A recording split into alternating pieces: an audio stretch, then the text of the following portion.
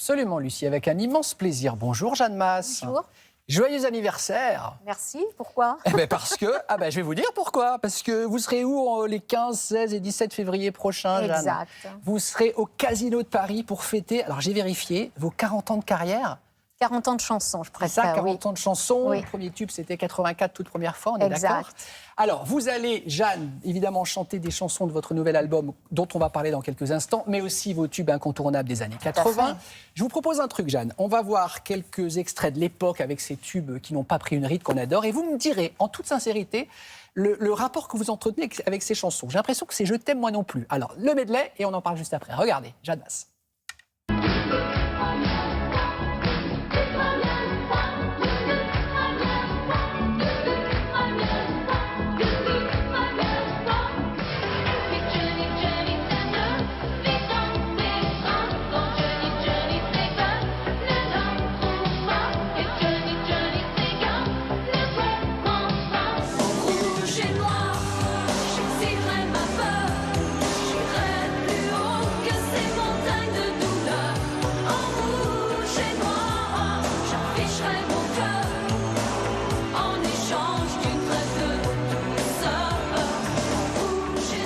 Jeanne, alors, les yeux dans les yeux, j'ai l'impression que c'est « Je t'aime moi non plus » avec ces chansons. Non, c'est que du je t'aime. C'est vrai? Ah non, le moi non plus, il n'y a pas.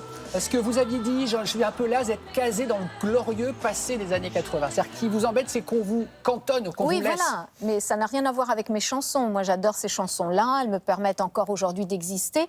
Mais c'est vrai que lorsque je reviens sur le devant de la scène ou que je reviens pour défendre aussi bien un nouvel album qu'un livre, on me ramène toujours au passé, ce qui est un petit peu déstabilisant parce que j'ai l'impression qu'aujourd'hui, je n'existe pas.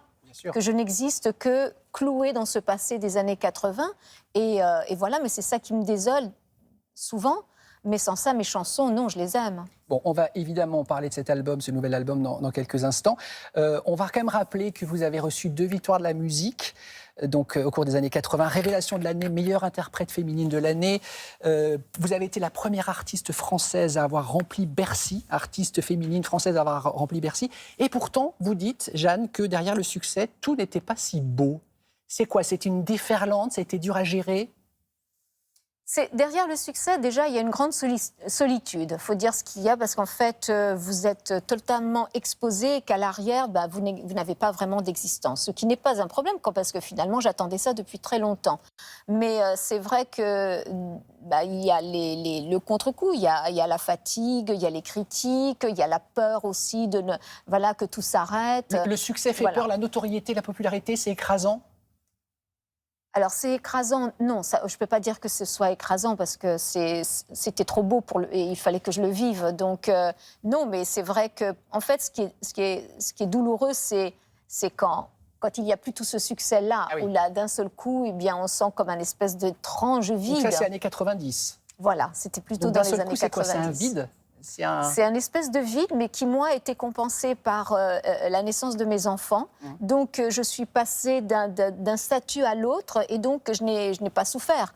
Mais c'est vrai qu'après, c'est compliqué de revenir.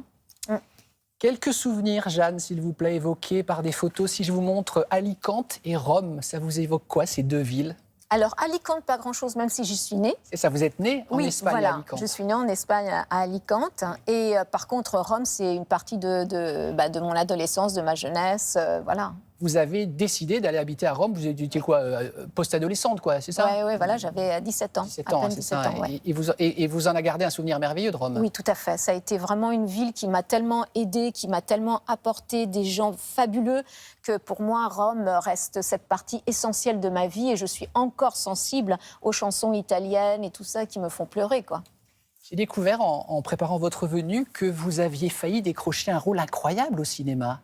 L'été meurtrier. Exact, j'étais à Rome. Oui. Voilà, rôle endossé par Isabelle Adjani, voilà. Mais vous étiez pressentie. Exact, j'avais fait les essais avec Jean Becker. Et par la suite, évidemment, je n'ai pas été retenue, ce qui est normal, puisque, face à Adjani, voilà. En tout cas, que vous ayez déjà été pressentie, c'était quand même super, super glorieux et super intéressant.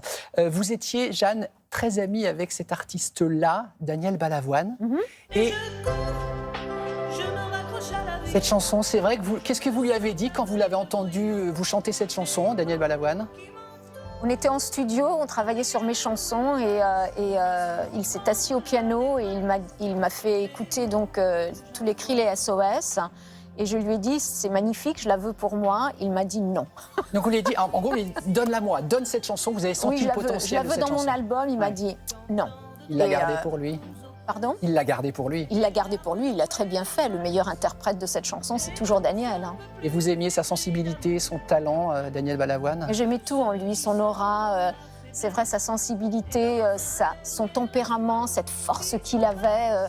C'était quelqu'un d'exceptionnel et d'extraordinaire.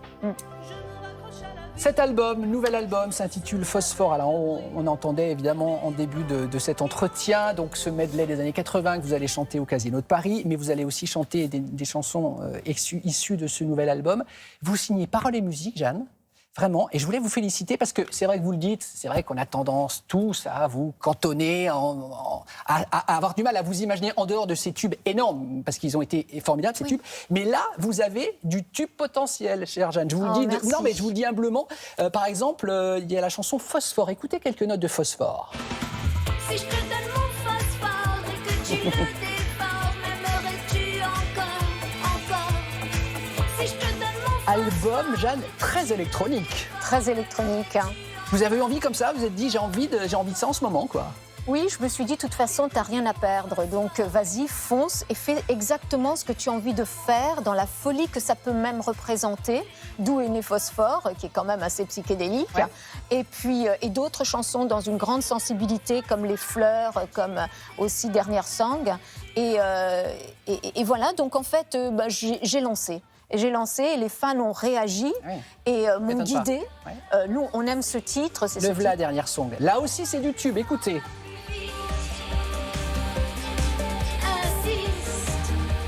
Ouais. N'oublie pas que tu existes, alors insiste. L'inspiration vous vient comment, Jeanne? Je ne saurais pas l'expliquer. Je pense que je suis possédée à un moment et je me mets à écrire. C'est boulimique. Je ne peux pas m'arrêter. J'ai passé des nuits, des jours, des après-midi enfermée dans mon studio à tout créer. Américain? Vous êtes... Oui, aux États-Unis. Aux États-Unis, parce qu'on rappelle que vous vivez toujours aux États-Unis, oui, hein, c'est ça? Tout à fait. Et en fait, voilà, ça vient à moi et je rentre comme en transe sur une autre dimension et c'est là que sont nées les chansons. Et en fait, j'avais aussi cette envie de danser. Je trouve que la danse, on exprime tellement, on a tellement besoin de danser et cet album, on donne envie de danser. Ah ça, je vous confirme.